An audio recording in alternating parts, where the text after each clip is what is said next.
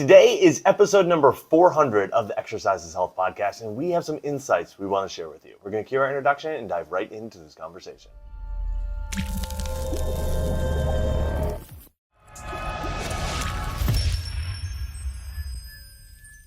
Hey, welcome back, everybody, to the Exercise is Health podcast, brought to you by Muscle Activation Schaumburg. We're your hosts, Charlie. And Julie. And today we are celebrating episode number 400 of the Exercise is Health podcast. In January, we will have been doing this for 8 years. We'll be embarking on season number 9. So shout out to anybody who has listened to all 400 episodes, who has been with us since the beginning, January 2018, when we started releasing these every single Wednesday.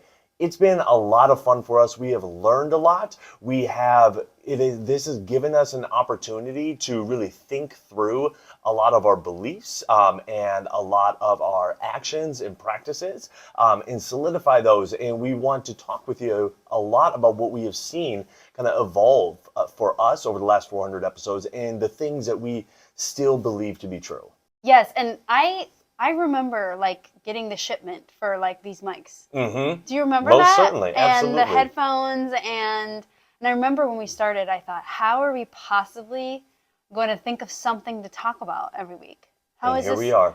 How is this possible? 400 weeks later. Yes, but anyways, if you have been listening to us for the last 400 weeks, you've probably noticed that there is definitely some consistency from the very beginning.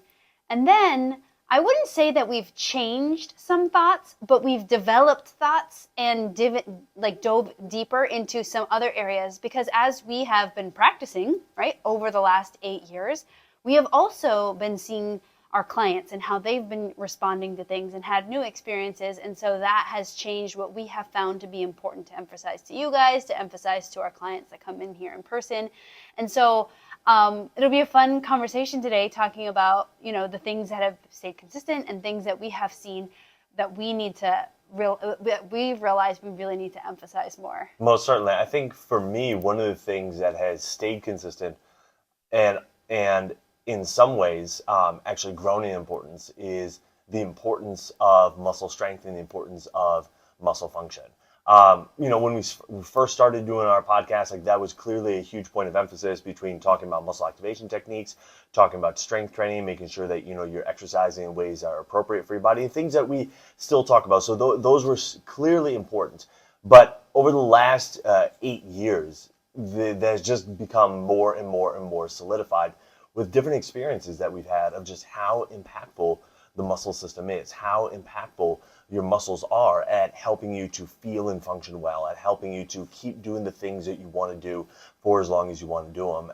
And we keep coming back to the primary staples of ensuring that are 1, muscle activation techniques, and 2, strength training, doing both on a consistent basis to not only make sure that your muscles are functioning well, but that you are continuing to challenge your muscles and build their strength, because as we have seen with many people who have chosen not to continue to build their strength, whether it's for 5 years, 10 years, 20 years, we get to a point where we don't normally or naturally keep our strength.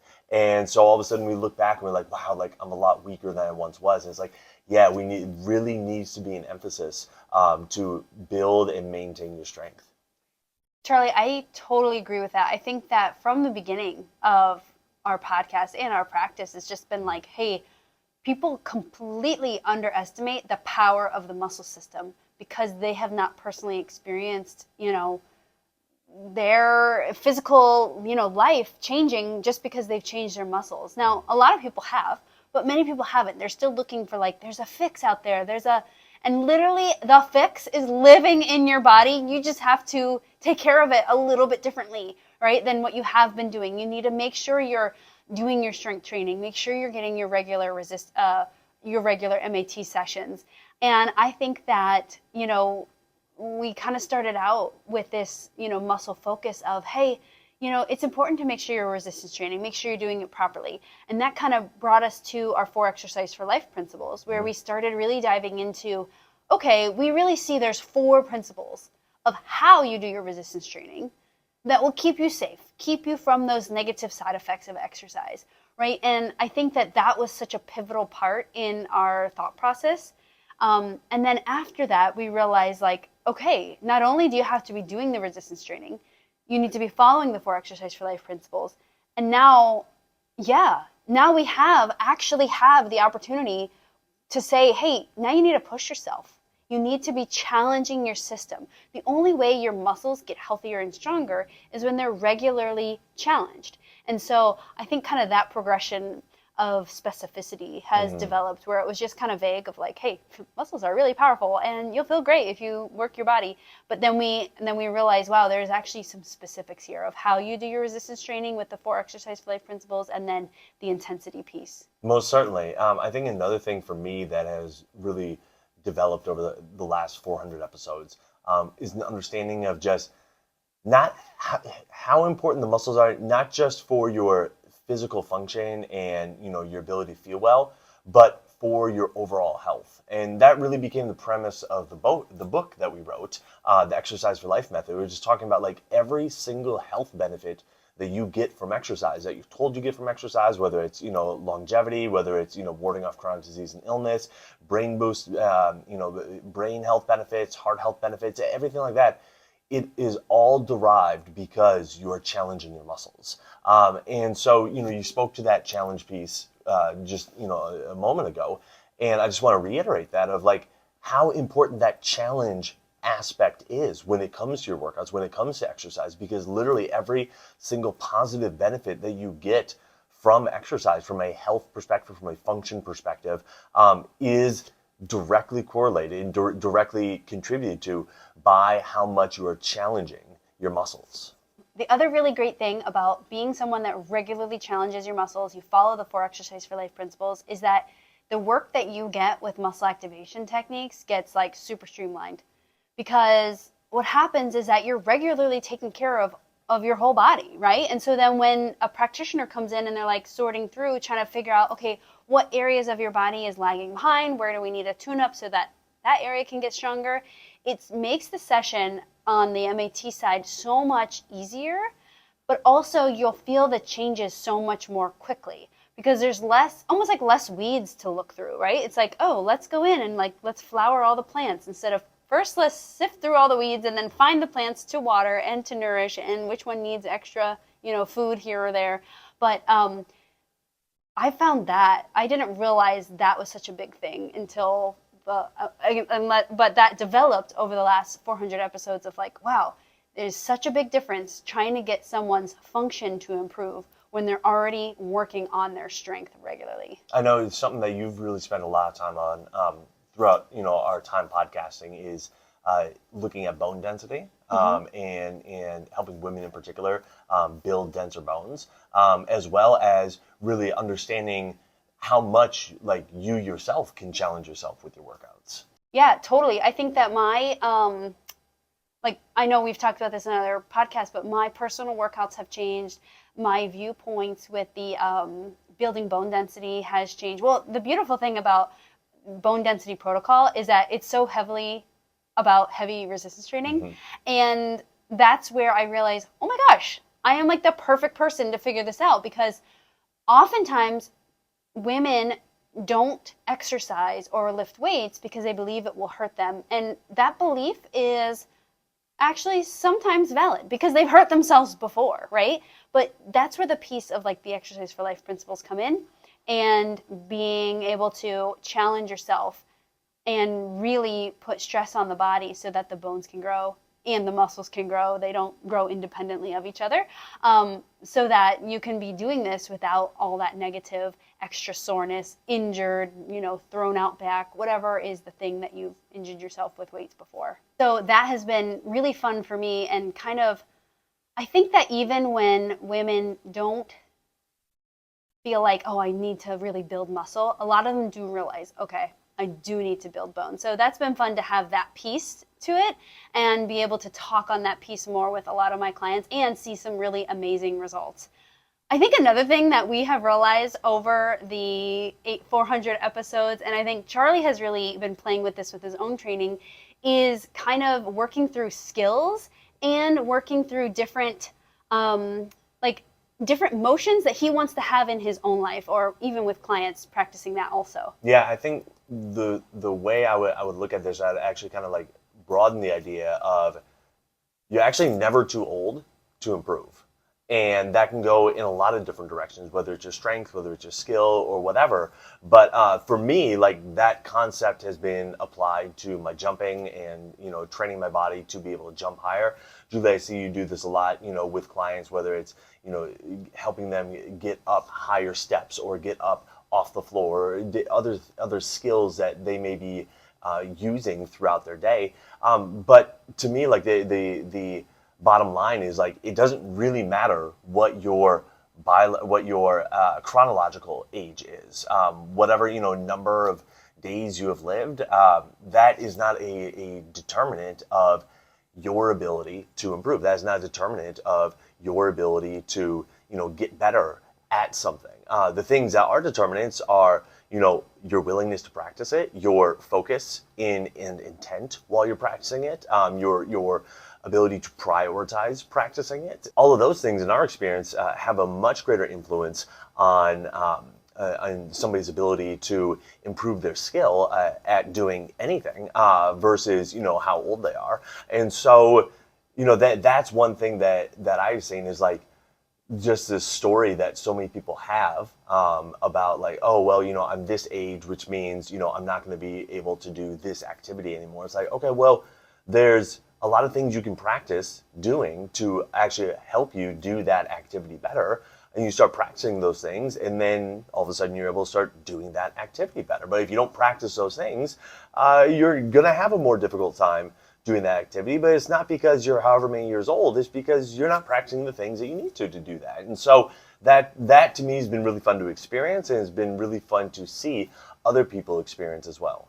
You're right, Charlie, and I think this is also like a really common thing that keeps coming up and up and up and up, where it's like, you're never too old. You're only too deconditioned. And I think at one point we would have felt a little bit like cautious to say that because it could be like thought of as offensive, but actually it's like should be encouraging, right? Because age you can do nothing about. I mean, we're gonna all age up tomorrow, right? Tomorrow we're gonna be older, and the next day, and the next day, and the next year, and the next decade. But what we can control is our conditioning level, which is like how tolerant is our body and our muscles to life, to stresses, to physical activity, to that certain skill you wanted to do, to doing those stairs over there, or to getting on the floor. So whenever we're thinking about the muscle system, we always have to think about the incredible opportunity that we have to influence it, because it is a fast-changing system. It's not like a lot of other systems that take weeks and weeks and weeks to change. In fact, the muscle system within an MAT session, someone's entire like inflammatory system can change in one session. And so always knowing that the muscle system is the place where we want to keep putting in positive influence to push you in the right direction, because it is a highly changeable, highly adaptable system. We just have to know that, hey, you got to be putting in the inputs. It doesn't just change.